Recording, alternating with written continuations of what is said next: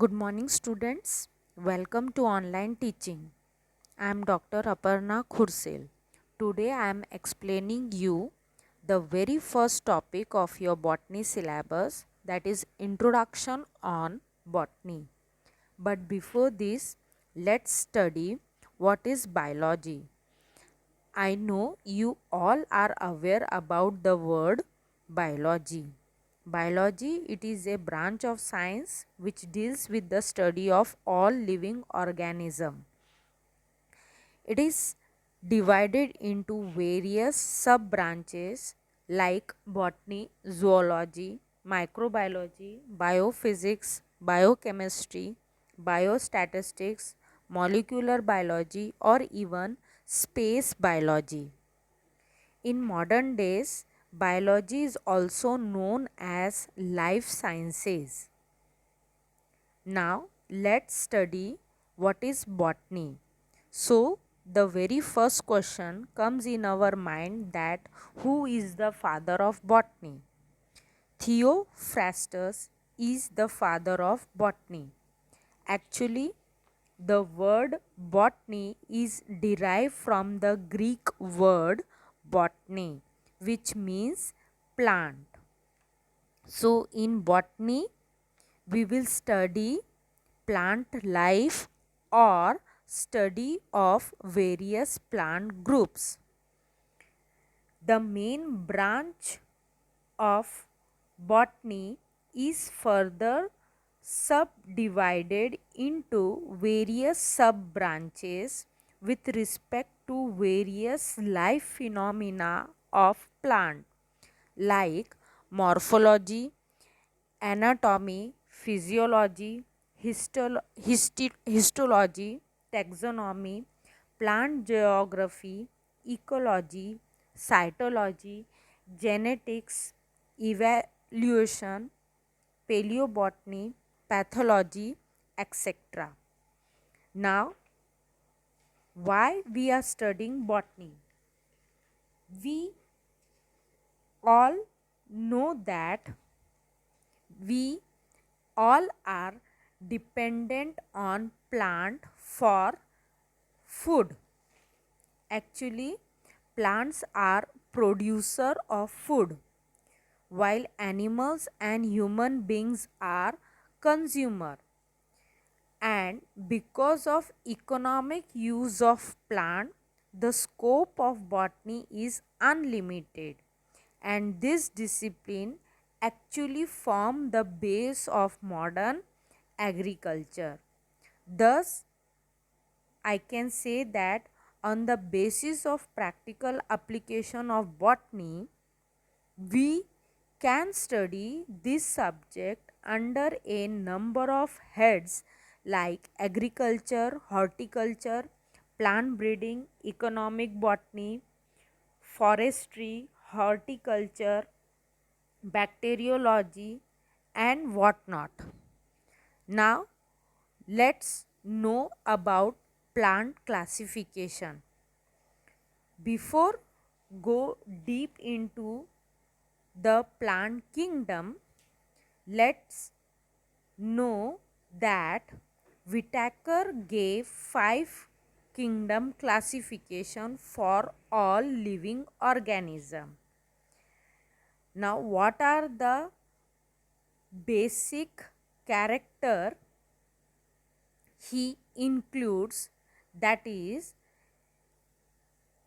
Whitaker categorized all the living organism based on multiple characteristics such as cellular structure, mode of nutrition, body organization, reproduction, phylogenetic relationship. That means, on the basis of this character, Whitaker has classified all the living organism into 5 major kingdoms.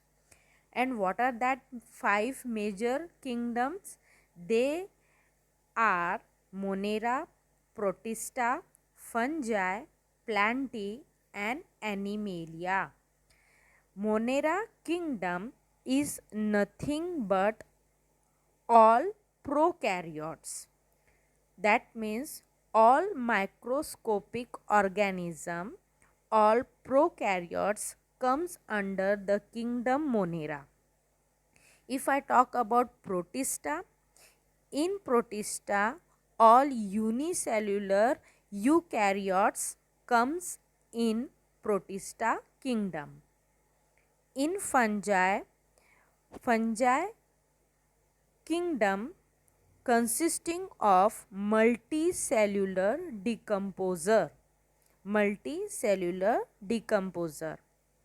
and plantae, that is plant kingdom, is consisting of multicellular producer organism,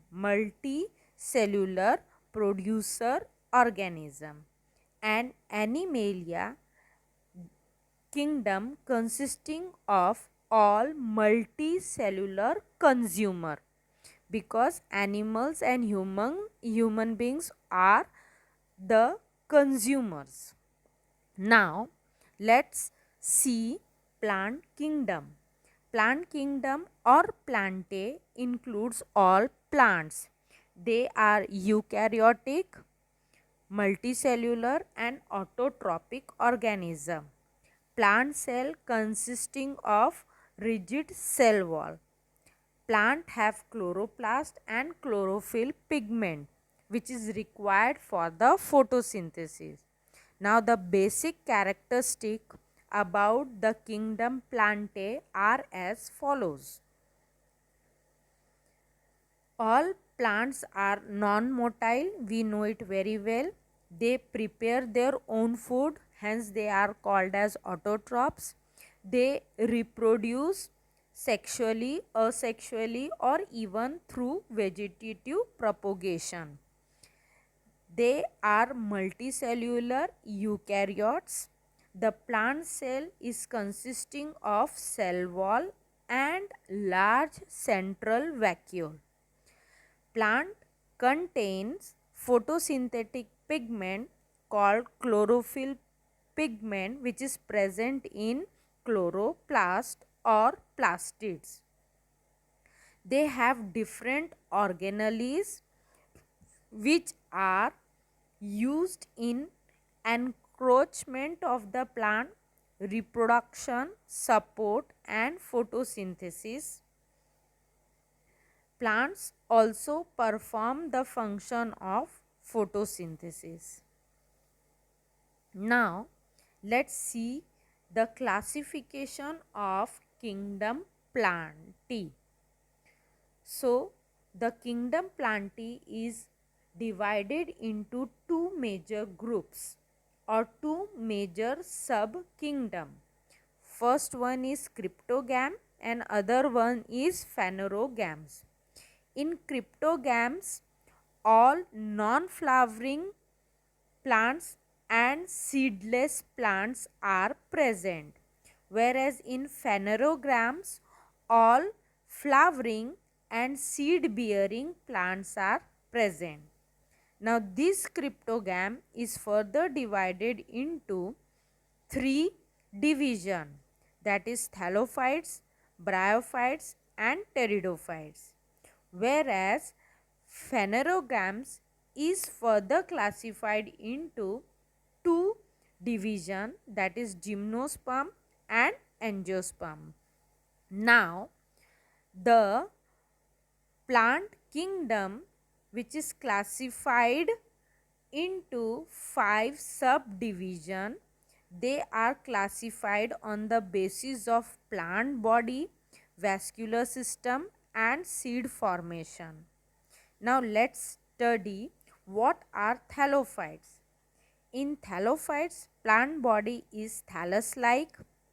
Plant lack a well differentiated body. That means plant body is undifferentiated into roots, stem and leaves. Thallophytes includes primitive simple body and they are mostly aquatic in nature. Plants may be filamentous, colonial, branched or unbranched. Example includes green algae, red algae, blue algae. The common example are Volvox, Oedogonium, Chara, Spirogyra, etc.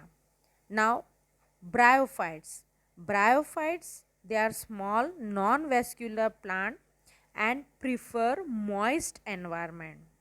Bryophyte, they do not have vascular tissue.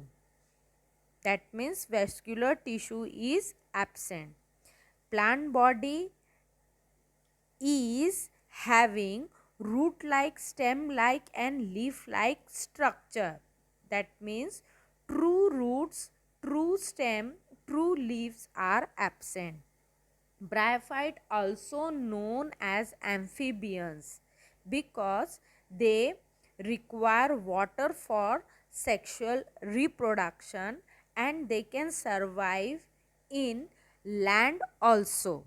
The condition is that the temperature should be or the environment should be moist. They are present in moist and shady places. Bryophyte includes mosses, hornworts and liverworts. In bryophyte, gametophytic stage is dominant. In bryophyte, we know the common examples are Markensia, Funaria, Anthoceros, etc.